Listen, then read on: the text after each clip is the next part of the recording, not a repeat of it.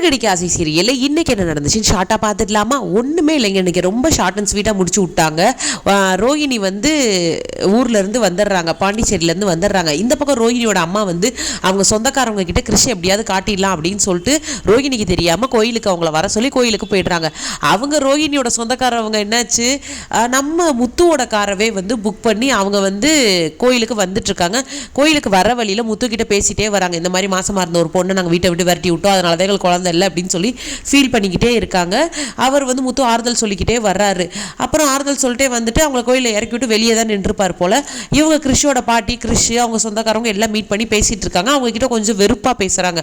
நீங்கள் இந்த மாதிரி துரத்தி விட்டீங்க அப்படி இப்படின்னு சொல்லி பேசிகிட்டு இருக்காங்க.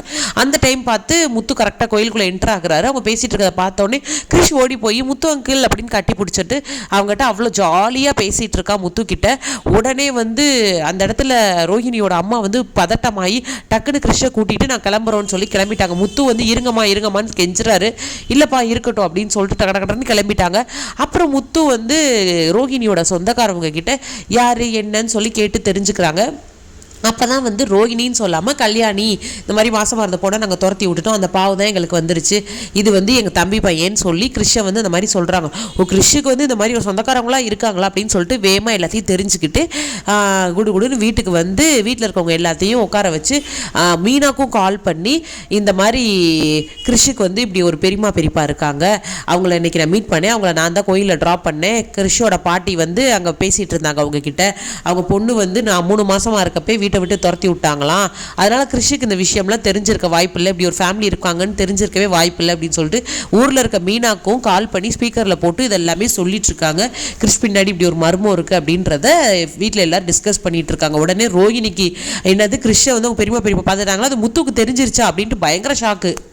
உடனே ரூம்குள்ளே போய் கடுப்பான ரோஹிணி நம்ம அம்மா நமக்கு தெரியாமல் கிருஷ்ண அவனை கூட்டிகிட்டு போயிருக்காங்க அப்படின்னு சொல்லிட்டு வேகமாக அவங்க அம்மா கால் பண்ணி உடனே அவங்க அம்மா கால் அட்டன் பண்ணுறதுக்கு முன்னாடி கண்டிப்பாக முத்து நம்மளை பார்த்துட்டான்ல வீட்டுக்கு போய் எல்லாத்தையும் சொல்லியிருப்பான் அப்படின்றத வந்து அவங்க அம்மா புலம்பிகிட்டே ஃபோனை அட்டன் பண்ணுறாங்க. அதேமாதிரி ரோஹிணி பிடிச்சி திட்டுன்னு திட்டுறாங்க.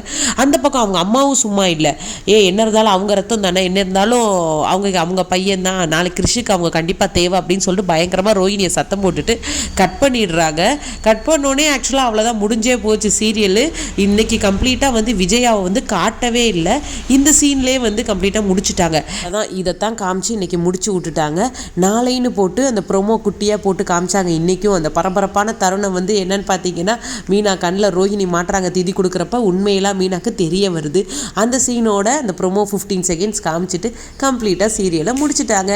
நாளைக்கு கண்டிப்பாக வந்து இந்த சீனை வந்து காட்டுறாங்களா இல்லையான்றது நாளைக்கு தான் தெரியும். சரி, இந்த மாதிரி ஷார்ட்டாக சீரியலோட எபிசோட்ஸ் தெரிஞ்சுக்கிறதுக்கு நம்ம சேனலை சப்ஸ்கிரைப் பண்ணிடுங்க.